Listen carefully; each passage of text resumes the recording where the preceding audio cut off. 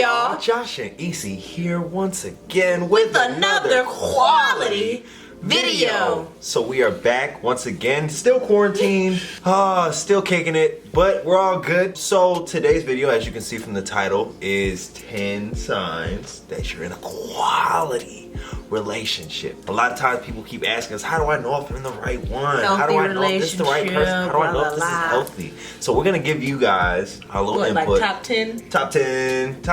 I don't know if it's top 10, but we're gonna give you 10. Our top 10. Our top 10, you know. If they don't tick every box that we're about to touch, it doesn't mean you're in a bad relationship. Sometimes it just means that you have stuff to work on, because trust and believe.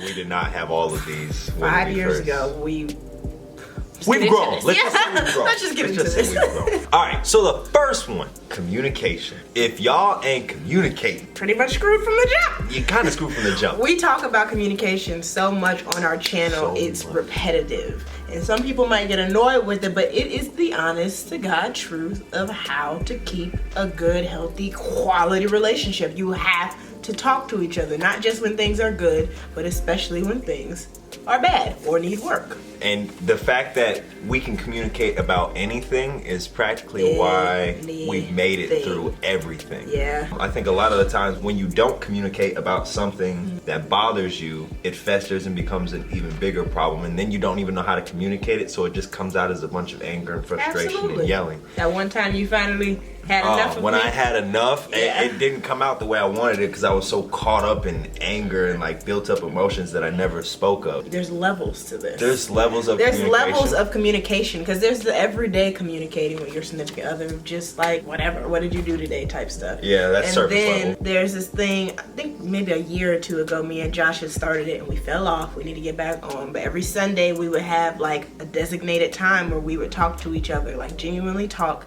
and ask each other how we're doing mentally, physically, emotionally, and spiritually. And those talks would be hours long, where we just started talking about stuff we didn't even, you know what I mean? Like, and those type of conversations stem stuff you didn't even think about, not even in a bad way. Like, we might be talking about some business stuff and then we bounce business ideas off of each other. Those conversations lead to so much and so much growth, and it's such a bond that you create with your partner when you do that. So I definitely suggest once a week asking each other how you guys are doing thoroughly. Building off what you said, I feel like there's surface level conversation that you can have that's always good every once in a while, but there's also deeper level conversation, and then on top of that there's difficult conversations, and I think the difficult conversations are what build a lot more investment into the relationship, because you've discussed some things that might be sensitive to you, or you've opened yourselves up in ways that like you didn't really do with other people, which just shows that you care more, or that you can trust that person more. But that moves into the next thing, which is trust. So trust is huge in a relationship, a healthy quality relationship. For example, in our relationship, if I go out, you're not tracking me. This isn't like paranoid. I'm not like, oh my God, what's he gonna do? No, like she's not losing sleep over me not being in her presence. Right. And I feel like that just has to do with trust. And you know what's so crazy? When I was younger, dealing with other guys, I thought that was like normal to like have anxiety the whole time when they're out or when they're at a party. And now when I'm with you, it's just like, okay, I'll talk to you later. I don't know. It's just such a different, I don't know. It's weird, but it's a great feeling. Yeah. Not to have that be like a stress in my life at all. I don't worry about your faithfulness or loyalty to me when you go out. And that's such a blessing to have. And like, that's not to say that we haven't messed up each other's trust every once in a while, but like to rebuild that, we've done the number one thing: communicate. I feel like that's gotten us through so much in terms of like our hates, our fears, our anxieties, things like that. So like when she communicates, okay, these things make me nervous or make me lose trust, then I fix it. And then we just reestablish a new sense of trust because I have a better understanding of where she's coming from. But we have nothing to hide. It's like why a lot of relationships don't last, because once you break that trust, it's hard to, like, especially the severity of how much you break it, it's hard to just regain that and say like, okay, everything that you told up to this point could potentially be a lie now, and I don't know what to trust and what to not believe. I was gonna say that's a big reason why we don't do pranks on our channel. Oh man. Specifically, like people will see a lot of like cheating pranks, or I got someone pregnant prank, or just crazy stuff. We don't play any of those games with that type of stuff. It's just not worth the paycheck. Like our trust in this relationship is never worth a paycheck. Never worth a check. So it's just important not to, even if you're not like in the influencer world or whatever, just playing little games games with each other. I think that's me and you don't play games with each other. You know how sometimes like it's high school to like want to make somebody jealous or something. Oh, like those kind of games? Oh, yeah, no, we don't play those type of games. That's what I kind of correlate with like modern day pranks and like average relationships. You just don't want to play any games, especially with someone that you want to be serious and committed to. Now, if you guys are on the same page about it, obviously that goes back to rule number 1, communicate. If y'all are on the same page about it, okay, more power to you. But we know in our relationship that we're trying to build a strong foundation of trust. And you can't do that if you constantly lie to each other. Even if it's a joke. Yeah, even if it's a joke for the sake of a video. Like, we just don't feel like that is conducive to building trust. So we leave it out. Number 3, arguments. Do you guys argue? Yes. We definitely argue. What is argue though? Because I dang near feel like we disagree. Because we don't even be going back and forth type arguing. Exactly. So I feel like disagreements / arguments, I kind of join them together, are actually sort of healthy in a relationship. If you ain't arguing, you don't got no disagreement, something's wrong, something's off, or someone's holding back. Yeah, or someone's holding back a part of themselves that they're just not ready to disclose with you. 2 totally different lifestyles are colliding when it comes to a relationship. There's gonna be some discrepancies, differences, different point of views because you've lived a different life. Right. Nothing's wrong at all with arguing or having a disagreement with your significant other. I know a lot of people sometimes get caught up in like, oh, we argue and blah, blah. Everyone argues. Everyone argues. Trust me, we argue. We had a whole year of arguing. Like, we literally spent our entire 2nd year of our relationship arguing. The second one? Yes. It was like, you act like we didn't have no laughs. We had laughs. That's the reason why we kept staying with each other, because after the arguments we would have a laugh, but that would be like, it'd be like laugh one day, argue the next day. Laugh one day, argue the next day. I think at that point we were in our storming phase where we were getting out everything. I now know everything that pushes your buttons. Vice versa. And you know everything that pushes my buttons. And we're kind of on the same page of like, okay, that's a danger zone. Or like, okay, I know when to pull back. I know what's going on. But I think a big that's what arguments and disagreements help with though. Yeah, I think arguments and disagreements, learn trigger points, learn pressure points, learn likes and dislikes, or learn points of view. It's also hard to pinpoint, because I know some people are going to be like, well, what's a healthy amount of arguing? It's hard to pinpoint, oh, once a month or once a week, to say what's a healthy amount, as long as it's not every day. And I want to say this. That's important. If y'all don't agree at all, like, there's a difference between like not agreeing on some things and then there's just we don't agree at all. If y'all don't agree like that, then that... You don't think it'll work? I don't know if that'll work. But I think with arguments, the big thing is how do you handle those arguments? Now, there's a big reason as to why our arguments never go completely sideways. 1, we do not call each other out of each other's names, especially during an argument. You have to remain in a respectful state of mind at all times. I'm not calling her B out of name. She's not calling me out my name. We're not going back and forth doing name calling and trying to raise our voices above each other. As a matter of fact, I think we're extremely civil when it comes to arguments. We don't yell. We don't yell. We don't break anything. We take turns talking. Like, we really, like, our arguments are, they're just like debates. But I feel like there's like emotion behind them. But like, even when we're like super upset, we still take turns. Yeah. And we don't cross that disrespectful line. It never passes through my head to ever disrespect you though. Yeah, no. For some reason. I think the love is just naturally there. Yeah. I don't ever think about it. I couldn't imagine me going that far with you. You'd have to do some like stab my sister type stuff. Like some outlandish stuff. But like, yeah, the way you handle arguments says a lot about your relationship as well. If you guys tend to call each other out each other's names or like say hurtful things instead of put your hands on each other, and that's vice versa. Because I feel like a lot of times we always talk about men putting their hands on women. I'm a strong believer women should not touch men either. Yeah, I will never put my hands on Josh. I just don't. That should never be normalized in a relationship. I don't it's think just it not should. okay. Does that cover that one? Yeah, man. Okay, you want to fight about it? No. All right, cool. See, we don't argue. Point number 4: privacy.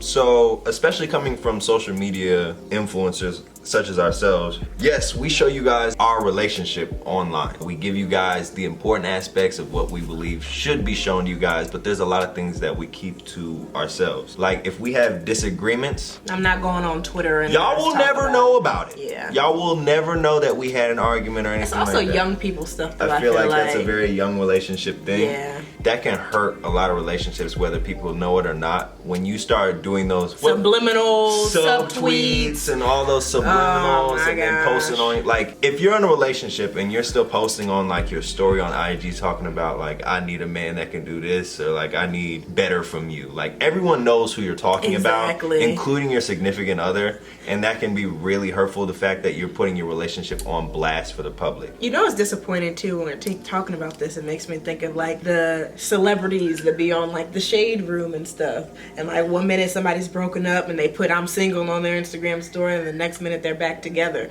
No one would have a say so, and there wouldn't be so many comments about that person's relationship if they never shared it online in the first place. Like, you're never supposed to tell when your house is on fire or whatever. Like, during those years that me and you had our like down periods, no one really knew. No one. Like, we're only sharing that with you guys now because we're out of it. But no one knew because it was our privacy. That was our story for ourselves. Yeah. Does that make sense? You never. The only reason we're sharing it now, I feel like, is to help people. Other than that, we wouldn't talk to anybody about our personal business. That kind of ruins the trust of the relationship, in a sense where, like, now if I feel like I have an issue, I don't want to come to you because I feel like you might put me on blast on social media. That also opens up the door to a lot of infidelity, because then when someone knows that your relationship is on rocks, that's the perfect time for temptation to creep right into your DMs, and that happens a lot of the time. So like, I really feel like if you respect your relationship, you'll keep it private. I think that's a maturity thing though too, because I feel like beginning of our relationship, if I had an issue or whatever, I would like naturally talk about it with my friends and stuff.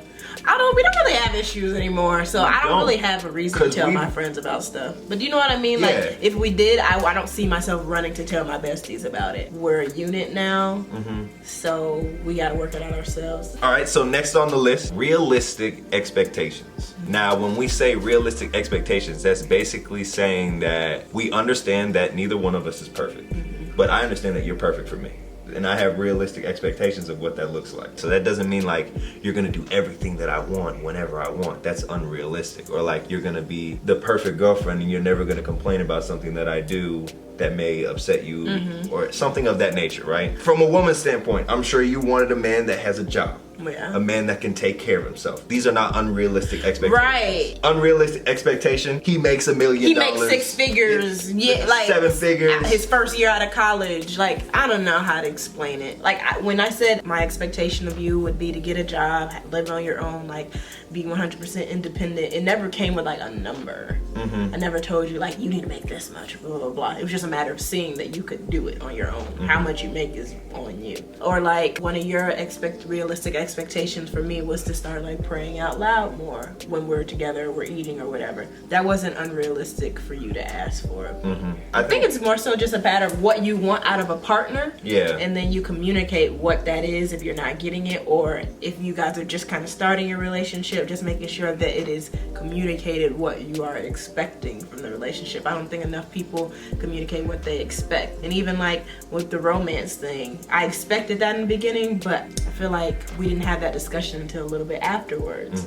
So, and I feel like a realistic expectation, you set that for me. So like, you told me, you know, 2 nice things out the month or something like that. That's realistic, right? But back when I wasn't making any money, if she were to come to me and say, I need roses every other day, right? Or like, I need you to shower me with gifts, and they can't be like some low level like cards or which whatever. I would never say anything. Yeah, that would be like an unrealistic expectation. I'm trying to think of something that'd be unrealistic. Like someone saying like, I want a doctor for a husband, but he needs to be home 18 hours out the day. Like, that's not gonna happen. Like, you can't have the best of all these worlds, like different things. So just be real and honest with yourself. I feel like before having that conversation with your partner, you gotta have it with yourself. What is it that you truly need from your relationship? And then you can do the wants, but more so the needs, expectation wise, that I needed you to show that you could be independent on your own. You know what I mean? Sometimes I feel like people's expectations get mixed in with their wants of someone, and that's not fair. So I think we're at number 6 now, and that is quality time. Now, we've said this in multiple videos. If it is important to you,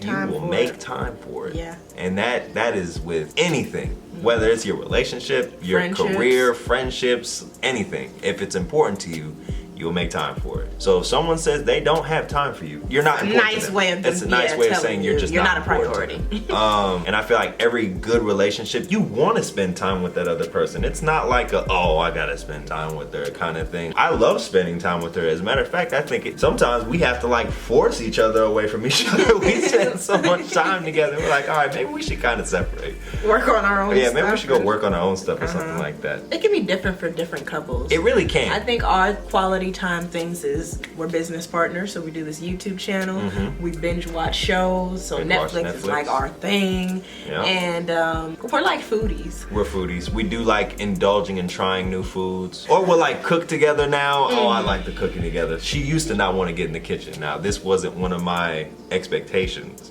but You're I'm happy so about it. happy now in the kitchen with me. We do $5 movies. $5 movies. So I think quality time, it's making sure that you are designating time for each other. When we do the Netflix and stuff, like maybe earlier in the day or in the midday, we're like, oh, you want to watch this later tonight? Realistically, everybody does kind of have busy schedules, but it's a matter of making sure that you prioritize things correctly, because I know for me personally, sometimes I can get caught up in my career, and sometimes you'll be like, all right. Me time. Yeah, so like, and you need that. It's okay to do that and like express that to your partner, I feel like sometimes. Otherwise, I wouldn't know if you didn't say anything. Yeah, it's kind of like team building exercises just for you and your couple.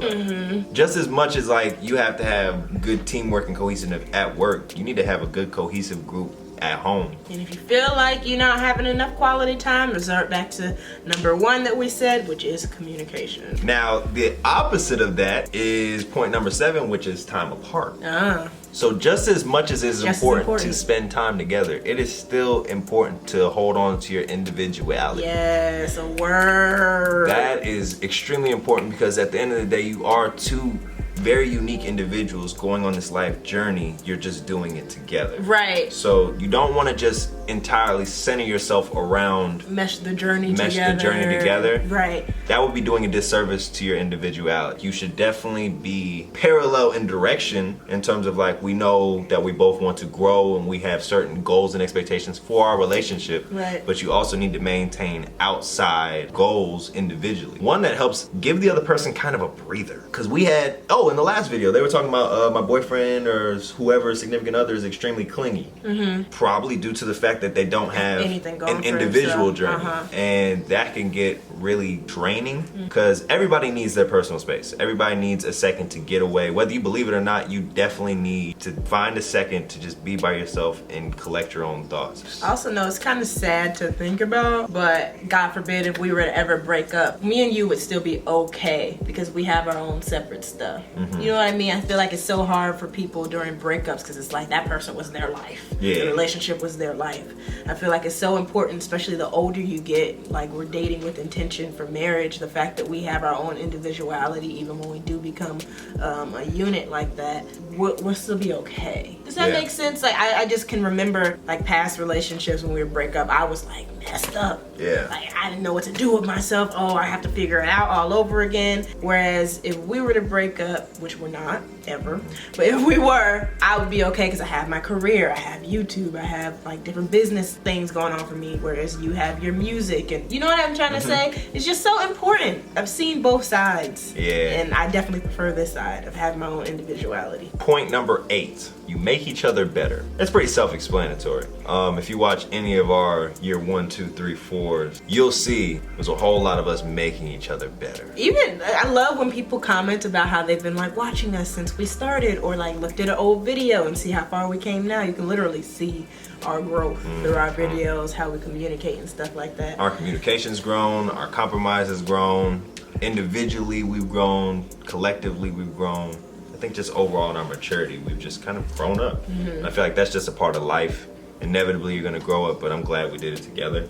I know, we're on the right path. But we do strive to make each other better, and I like the fact that neither one of us is willing to settle in life. Like, I feel like complacency can be a killer at times. Where she's put it in my head, and I totally believe it now, that like we're built for more, and we should want more out of life, because we're doing our bodies, we're doing God, we're doing the universe an injustice by not accepting our light and moving forward and growing. So like now we're on this path. We're just trying to grow as much as possible, whether it's individually or collectively, but I appreciate that in every aspect. I think growth in couples is huge, especially if you guys can push each other and motivate each other. That adds to talking topics. If you guys, some people struggle with what to talk about. If you guys have goals, if you're trying to make each other better, constructive criticism is an opener, or like developing, getting past fears in life, or getting over humps. She helped me develop out of my post-college depression stage. Gosh, I don't know what I would have did without her helping me make me better. Like, I really don't know where I'd be right now. So,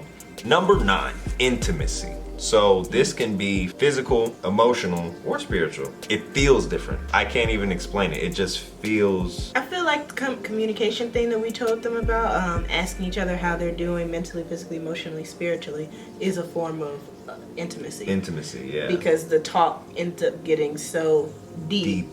Yeah, do you know what I mean? Yeah. It's definitely not surface level. And it like kind of bonds you. It gets to the root of your soul. And I feel like once... If you're being honest. If you're being honest with your answers. And open with your answers, for sure, I feel like it gets to the root and the core of your soul, your inner self. And I feel like once those two colliding forces finally open up, I feel like that's a form of intimacy. Now, obviously, when you're talking about beep, someone is opening up and like you're literally becoming one in a physical sense. That's a shortcut to intimacy. Now, there's other ways to get to intimacy, but that is like the quickest way. I get what you're trying to say. Honestly, the quickest way if you're thinking about it. Last but not least, the 10th one is to forgive. I think a lot of people in relationships hold grudges that ruin the relationship because you refuse to let go of someone's past self. You need to let go of their past, especially if they're actively trying to improve their present self. Right. I'm not talking about the people that just lie and say, I'm doing better, and they go back to doing the same thing.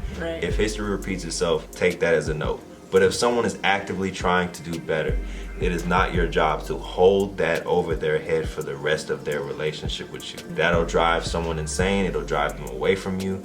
If you're going to forgive somebody, that means you're letting it go. Right. Do not say I forgive you unless you really have forgiven it. You're really not supposed to bring it back up. And forgive is not the same forget. Exactly. Forgive does not mean forget. If you stole $1,000 and then said forgive me, and then you asked for my credit card again, I didn't forget.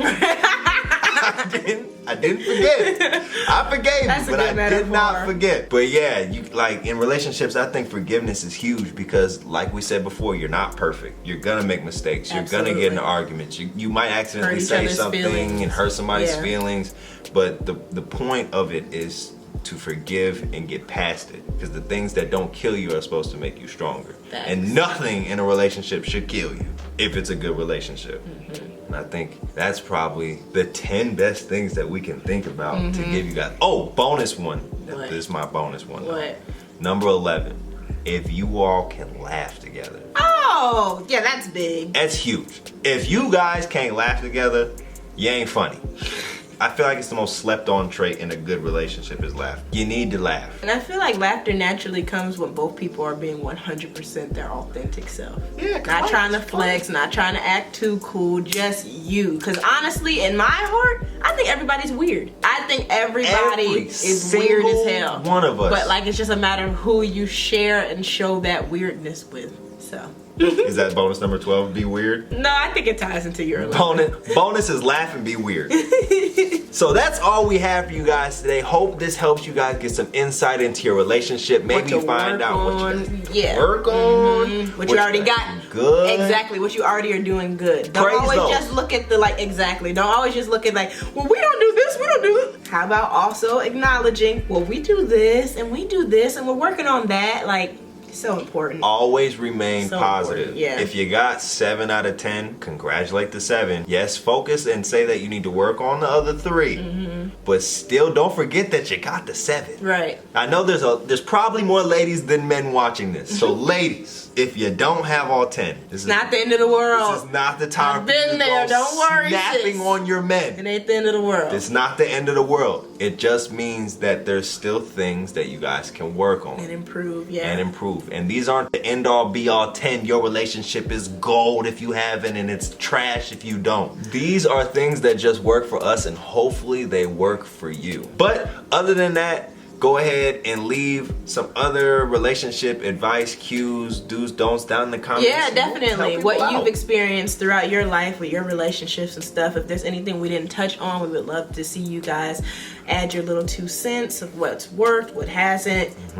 Examples of toxic relationships, examples of healthy relationships. We'd love for you guys to incorporate your own experiences along with ours. So please don't forget to give this video a thumbs up, comment down below. Also leave some additional video ideas that you guys want to see from us, and we're gonna keep this quality content coming. As long as this quarantine's going on, even after this quarantine's going on, I was gonna say, yeah, we bringing that quality. Josh Lee's here. We're here to stay, okay? In case you didn't nowhere. peep that yet. Don't worry, the quality's still finna be here, y'all. But if you don't already know, Hydrated Hero, She's African Beauty, together with Josh and Isi, you can follow one of us. You can follow 2 of us. You can follow 3 of us. You might as well follow all 3 of us because we're happy, healthy, and hydrated on all 3. But other than that, I think that's all we got. Y'all stay tuned for that Whip It Up Wednesday. Oh, true. We gotta Whip It Up Wednesday coming. We cooking up some good stuff, y'all. So stay tuned. We will see you guys Wednesday. Peace, love, hair grease, and we out. Shake it up. Shake it up. Shake it up. Yeah, so that's all we guys got for you guys on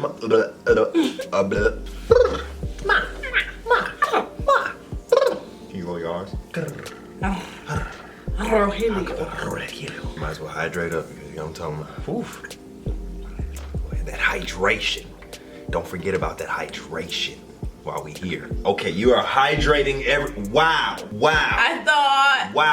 I said hydrate, not, oh my gosh. Thanks for that one swig. That's awesome. That's awesome. Sorry, babe. Oh, I'm sure you're sorry. Thirst is quenched and you're sorry. Right there. Right there. I'm looking at it. Subscribe. You want to click that button. You know you click it. Also, check this video out right here. Might as well. That's quality. Quality. Right quality there. content. It's quality. And of course, you might as well be right here. You might as well be right there. Because this one's quality too. All this quality. You could get anything you want. Quality.